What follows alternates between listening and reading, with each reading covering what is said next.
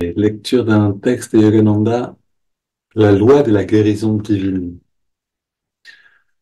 Yogananda a beaucoup parlé de comment se guérir soi-même en devenant conscient de cette circulation d'énergie à l'intérieur. Écoutons ce qu'il nous dit là, la loi de la guérison divine. En cultivant en permanence votre initiative mentale et une attitude de volonté de travailler, c'est-à-dire oui, c'est sa volonté de travailler, de vous mettre à la tâche.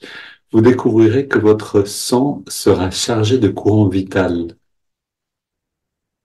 le rendant résistant à toute invasion bactérienne.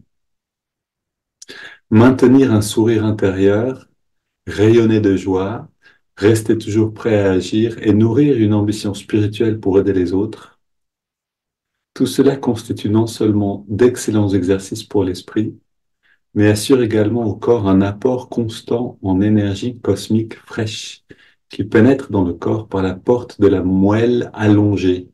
Ça, c'est Medulla oblongata. Une volonté forte attire l'énergie des rayons cosmiques conscients qui entourent le corps en passant par cette porte de la moelle allongée. Donc la moelle allongée, on est d'accord, c'est sous l'occiput derrière, au niveau de la nuque. Je relis juste un passage donc pour qu'on se rappelle les éléments essentiels. Maintenir un sourire intérieur, rayonner de joie, rester toujours prêt à agir et nourrir une ambition spirituelle pour aider les autres. Tout cela constitue non seulement d'excellents exercices pour l'esprit, mais assure également au corps un apport constant en énergie cosmique fraîche. Je continue la lecture. L'homme ne vivra pas de pain uniquement. Donc, commentaire ici, l'homme ne vivra pas de pain, c'est-à-dire ou de substances, des substances chimiques de la nourriture, enfin chimiques, des substances de la nourriture. Donc, ne vivra pas de pain seulement, mais de toute parole, c'est-à-dire énergie vitale vibratoire qui s'écoule dans le corps de l'homme par la bouche de Dieu, c'est-à-dire l'ouverture de la moelle par laquelle le principe de vie cosmique consciente entre dans le corps.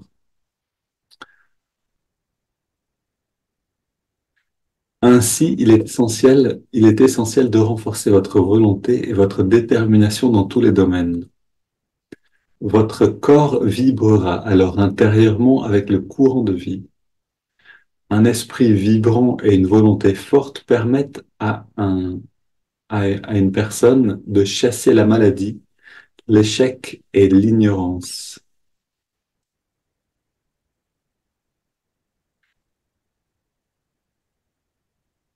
Cependant, la vibration de la volonté doit surpasser celle de la maladie, qu'elle soit physique ou intérieure, ou subtile.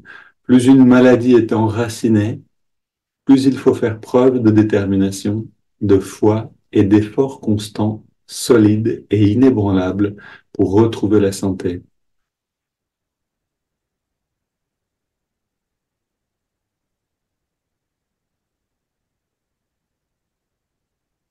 Oui, un enseignement très pratique, en fait, hein. Ici, on entend que quand en fait, devenir malade, c'est commencer à perdre ces attitudes du maintenir le sourire intérieur, rayonner de joie, rester toujours prêt à agir, nourrir une ambition spirituelle pour aider les autres.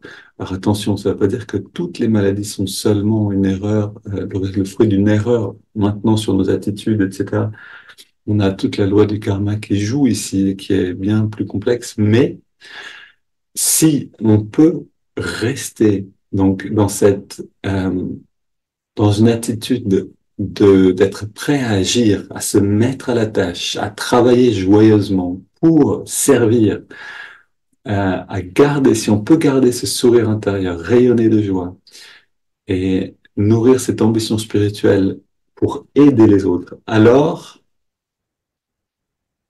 une force vitale constante, cet apport d'énergie cosmique fraîche euh, pénètre le corps par la porte de la moelle allongée. Donc on entend en fait que ouais, on a besoin d'un côté de pratiquer, par exemple, la recharge en énergie, comme on le fait maintenant.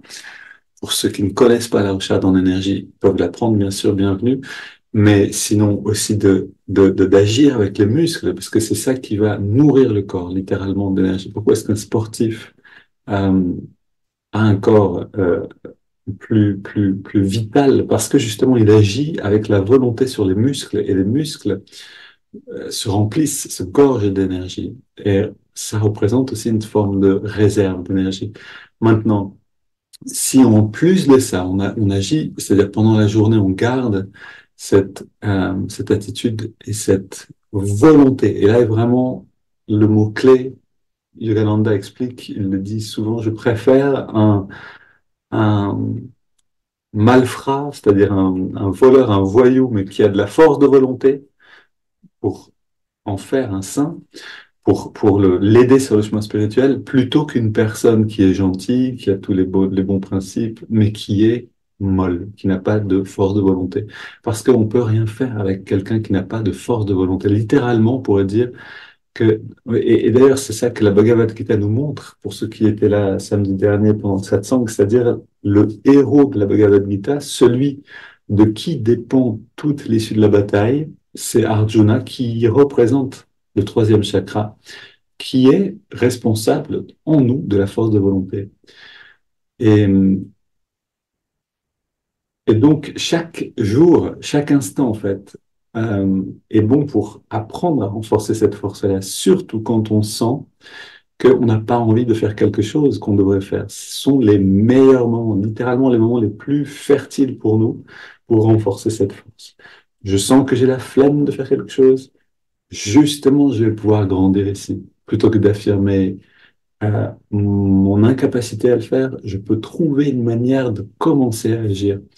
Et si la tâche est énorme et que ma flemme est trop grande ou ma tendance à rester passif ou à procrastiner est trop forte, alors je trouve quelque chose qui est juste à la hauteur de ce que j'arrive à faire et qui me demande un effort. Et je reste en mouvement.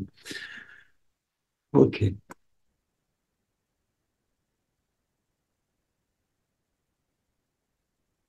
Entrons maintenant dans la pratique elle-même de la méditation. Pour une grande inspiration, on relâche tout et on rentre profondément à l'intérieur.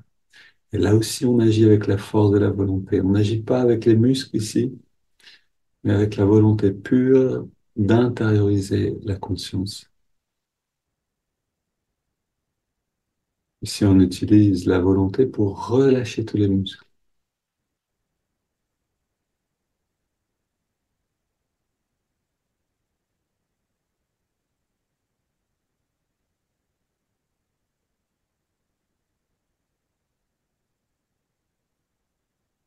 Et si on a une force de volonté consistante, alors on va pouvoir contracter fort les muscles, mais aussi les relâcher complètement. Et ça va nous donner l'accès à l'intériorité.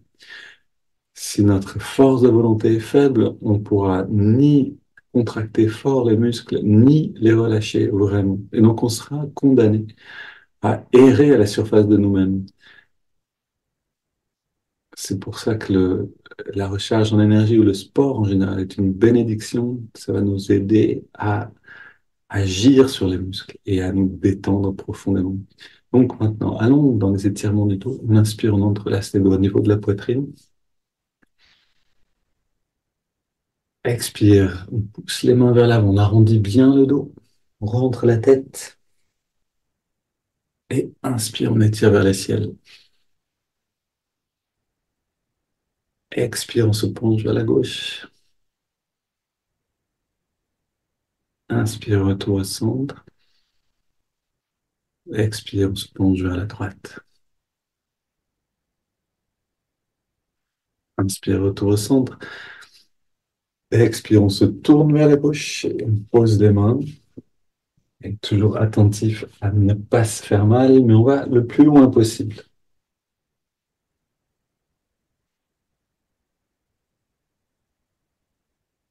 Deux grandes respires, puis on revient au centre.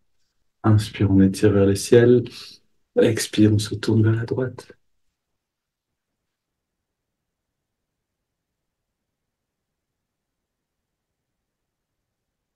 On revient au centre. On pose les mains derrière. On ouvre la poitrine en resserrant les coudes et les épaules. En penchant le dos légèrement vers l'arrière. En quelques grandes respires, pourrait sentir l'écartement des côtes. On est en train d'attendrir, justement, d'étirer les muscles des côtes, les intercostaux. Pour enlever la dureté autour du cœur, littéralement. On revient au centre, les mains sur les cuisses paumes vers le ciel, dos dressé, détendu. Et on prend quelques instants pour ressentir la souplesse de la poitrine et le ressenti qui en découle.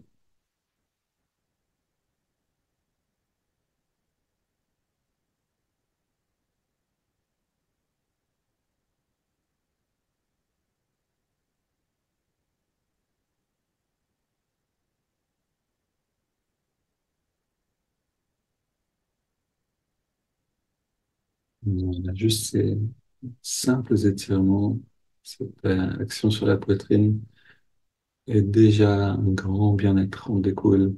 Swami Kriyananda avait une belle image, il disait le corps, c'est comme de la conscience, l'énergie, c'est comme un piano à queue. Si un piano à queue est sur des roues qui sont bien huilées, même un enfant pourra le pousser. Si il est sur des roues qui sont euh, pleines de rouille, mal huilées, que ça ne fonctionne pas, même un adulte ne pourra pas le bouger. Et c'est la même chose avec la conscience dans le corps, c'est-à-dire moins on a de tension à l'intérieur de nous, le long de la colonne en particulier, et dans les muscles en général, et moins on aura besoin d'efforts pour élever la conscience, pour l'amener là où on veut. Plus on a de tension à l'intérieur, et plus on a besoin de travailler à dérouiller le système, littéralement. Yoga est une très bonne manière de le faire. Si on prend 20 respirations profondes,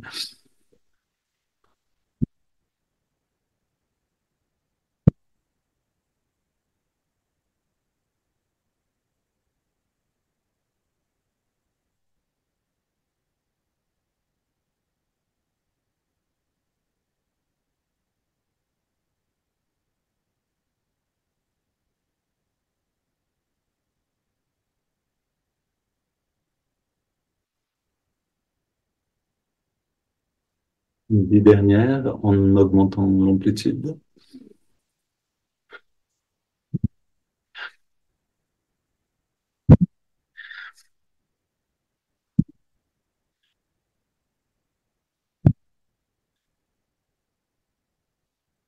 une dernière,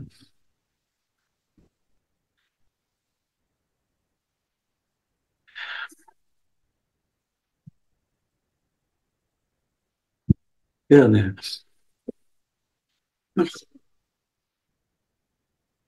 Puis on inspire lentement et on garde l'air dedans.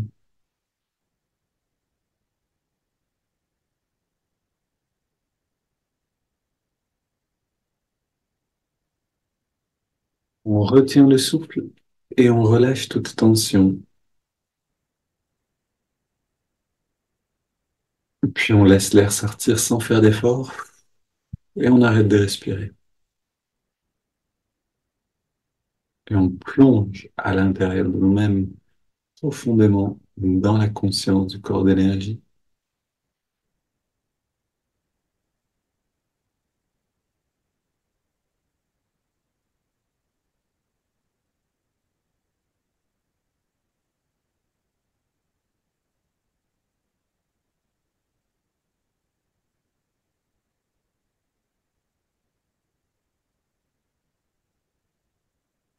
Et on inspire profondément, lentement. On garde l'air dedans. On rentre le ventre, on contracte le périnée, on redresse un peu le regard. On relève tout et on expire. On prend quelques instants pour ressentir. Encore une fois, si on peut abandonner toute tension dans le corps, être très détendu, alors on va ressentir clairement le mouvement qu'on a donné à la conscience. Le piano roule.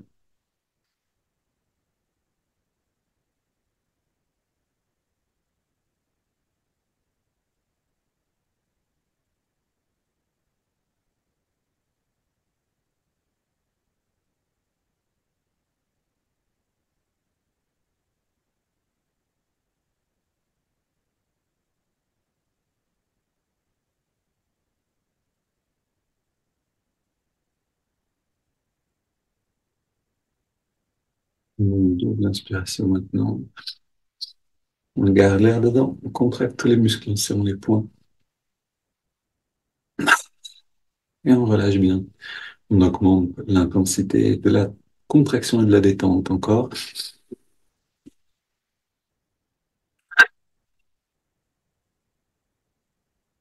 Dernière.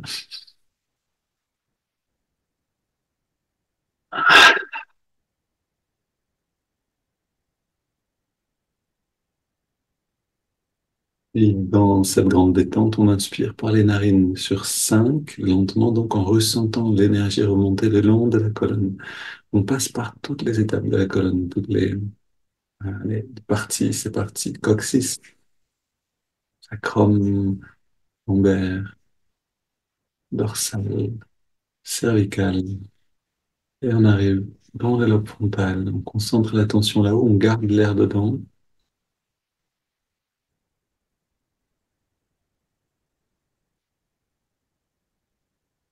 On expire même durée et on sent un rayonnement de bien-être depuis le lobe frontal.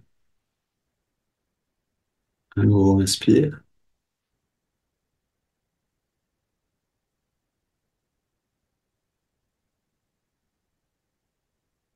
On garde l'air dedans.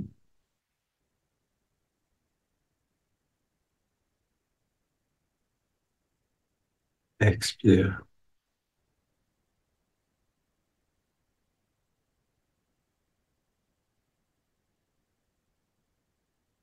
Inspire. Maintenant, si vous voulez sentir mieux l'énergie remonter, prenez plaisir à la ressentir. On garde l'air dedans.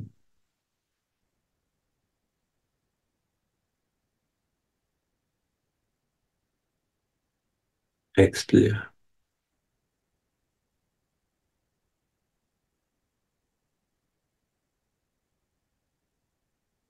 Un dernier cycle. Inspire.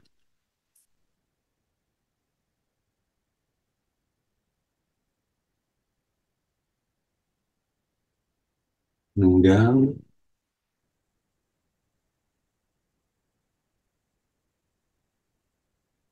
Expire.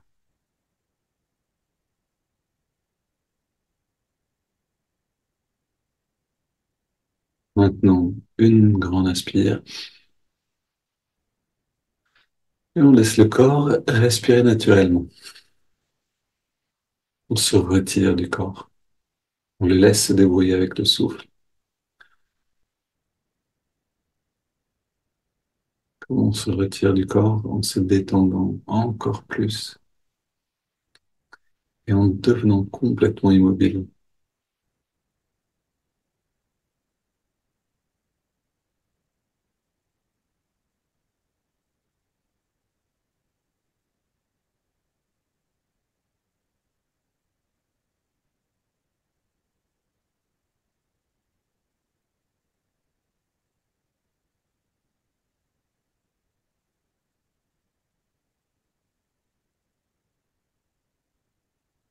Aujourd'hui, on va simplement prendre le temps de pratiquer Hangso un peu plus, avec plus de temps pour chaque phase. Amenons l'attention dans les narines maintenant et trouvons l'endroit dans les narines où on ressent l'air le mieux.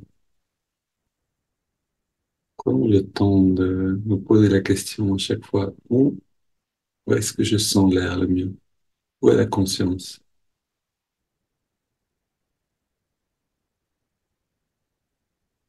À cet endroit-là, on accueille la fraîcheur de l'inspire et la tiédeur de l'expire.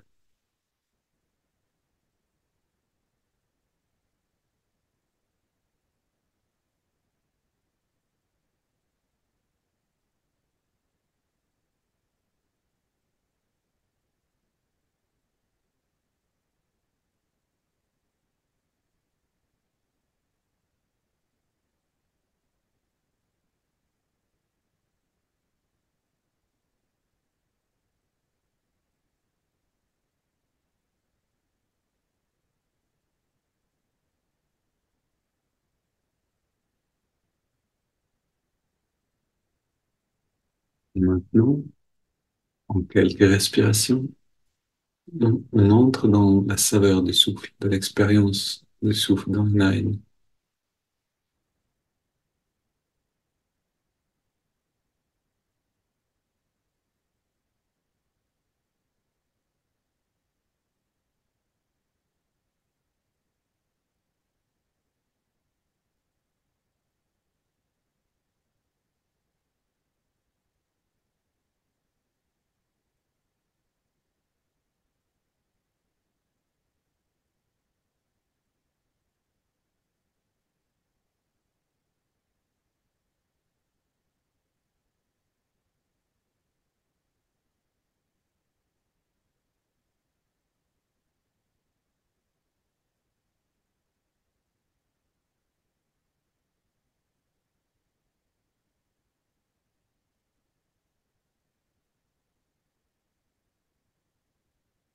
Non seulement on ressent la fraîcheur et le côté nutritif de l'inspire, cette qualité qui nous dynamise, qui nous réveille.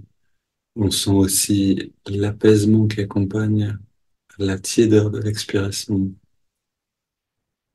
Mais au-delà de tout ça, on ressent l'énergie elle-même qui est dans la respiration.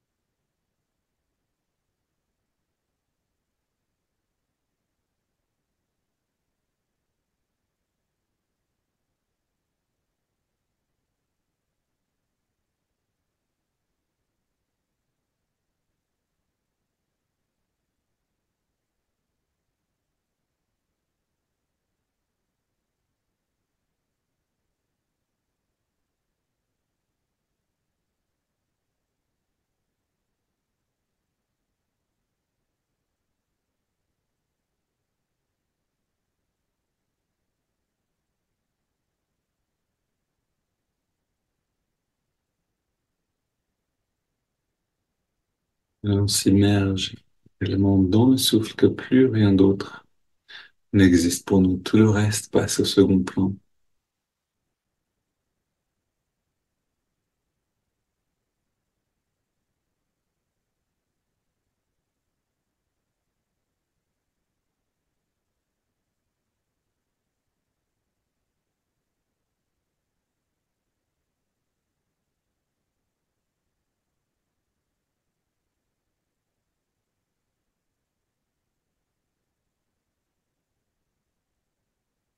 On ajoute maintenant le mouvement de l'index de la main droite.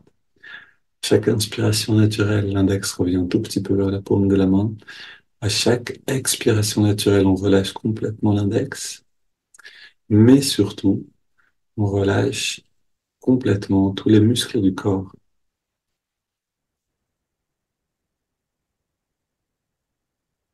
et prenons le temps d'aller à chaque expiration dans une détente plus profonde.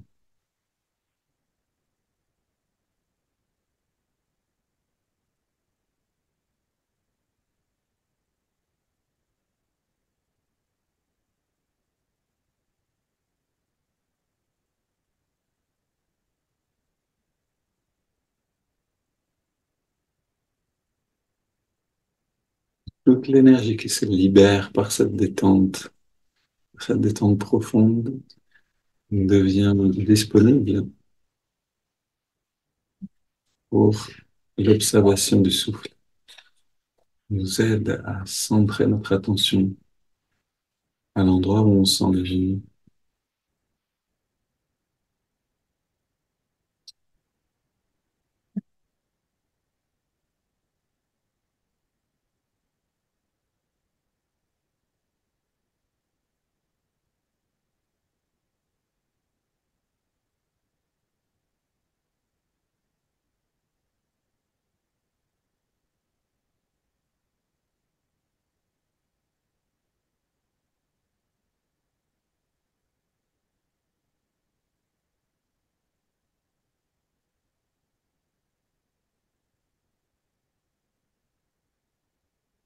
Et maintenant, dans toute cette pratique, déjà, est-ce qu'on peut garder un sourire intérieur? Le sourire intérieur efface les tensions spirituelles, mentales.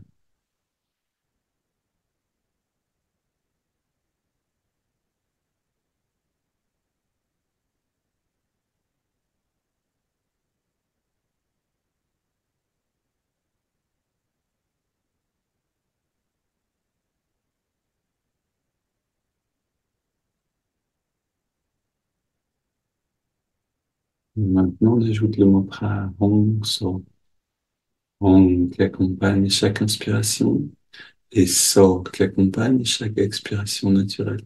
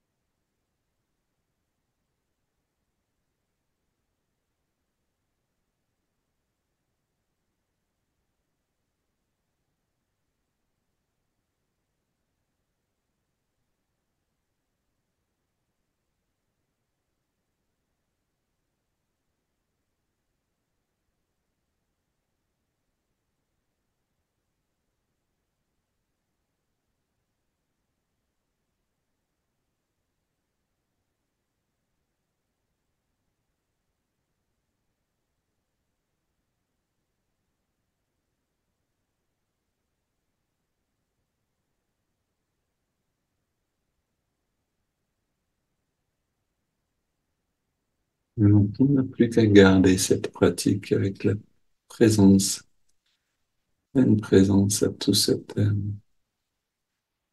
cette méthode Hong So, détente, observation du souffle, mantra, et sans rien attendre, avec un plaisir de donner le meilleur de nous-mêmes. La perception change quand elle veut changer.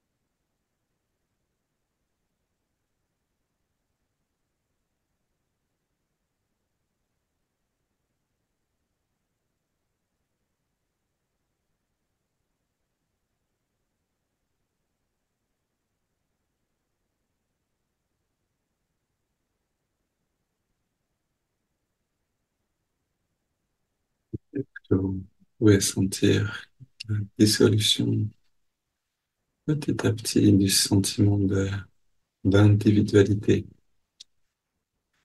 En fait, le même processus que quand on s'endort dans le sommeil profond.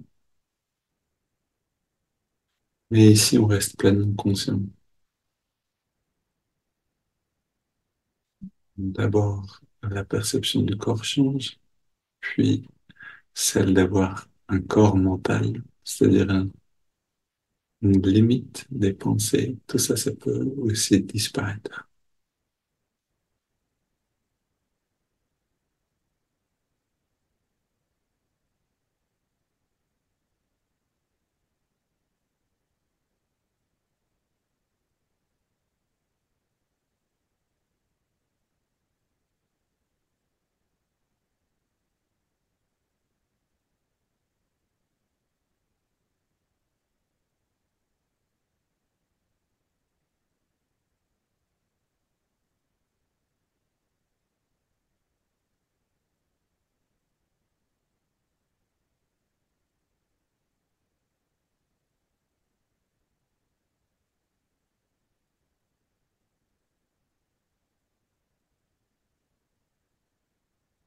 Maintenant, prenons une inspiration profonde.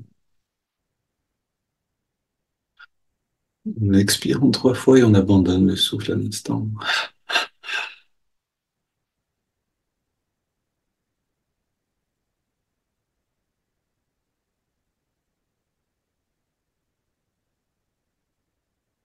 On laisse le corps respirer naturellement. On abandonne tout effort de concentration. On observe simplement la qualité d'être qui est là maintenant.